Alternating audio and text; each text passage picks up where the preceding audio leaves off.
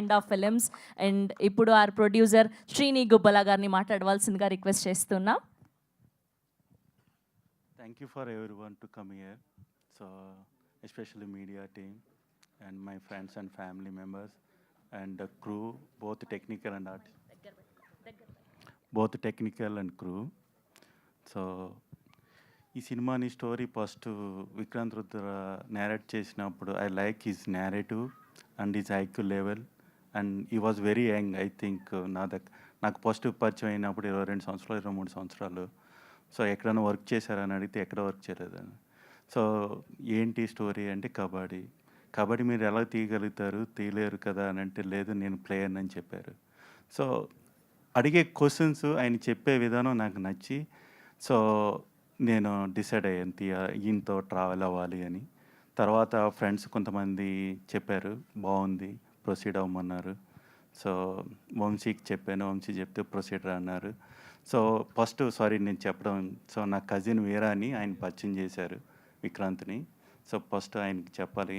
So thank you for to being here.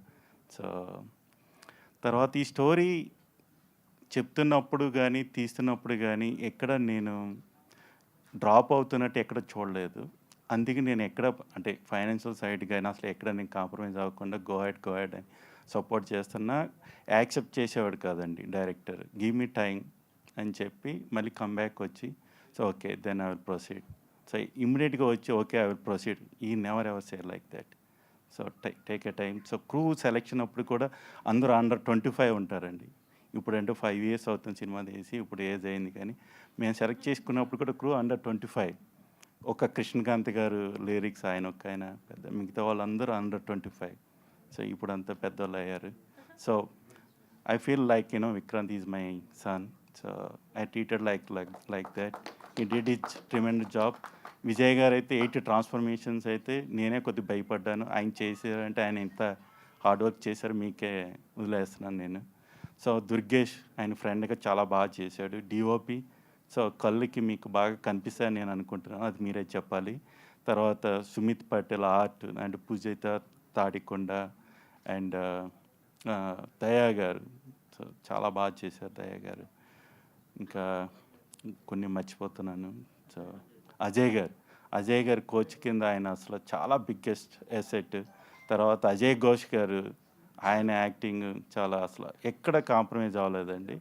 సీజారోజ్ special సీజారోజ్ ఎలా చెప్పాలి అని అంటే ఓకే మీకు మీ ఫ్యామిలీలో ఒక అమ్మాయిలా కనిపిస్తుంది మీకు. సో సింపుల్గా చెప్పాలంటే సో వెరీ అంటే ఒక విలేజ్లో ఒక మీరు అమ్మాయిని ఎలా చూస్తారో అలా కనిపిస్తుంది. సో ఇంతకన్నా ఇంకేనా దట్స్ ఇట్ అండి. Thank you so much. So, especially, see, the music BGM, I think everybody will love it actually. Vignesh, actually, day one. So director మీరు ఎలా చేయగలుగుతారు ఆయనతో అంటే లేదు, ఆయనకు ఆ విజన్ ఉంది, నేను ఆయనతో కమ్యూనికేట్ నేను చేసుకోగలుగుతాను, సో ఆయనతో నేను తెప్పించుకోగలుగుతానని ప్రొసీడ్. సో నేను ఓన్లీ క్వశ్చన్సే, my duty to raise the questions directly to director. ఇంకెవరికి క్వశ్చన్ చేసేవాడిని కదండి, ఎందుకు కావాలి ఏంటి, ఓకే ఆన్సర్ దొరికిందా దెన్ ప్రొసీడ్, ఆన్సర్ దొరకలేదా హోల్డ్ ఆన్, ఇదే నా జాబ్ అని. Okay thank you Thank you, sir. Thank you so much. And ఇప్పుడు ఆ ప్రొడక్షన్ డిజైన్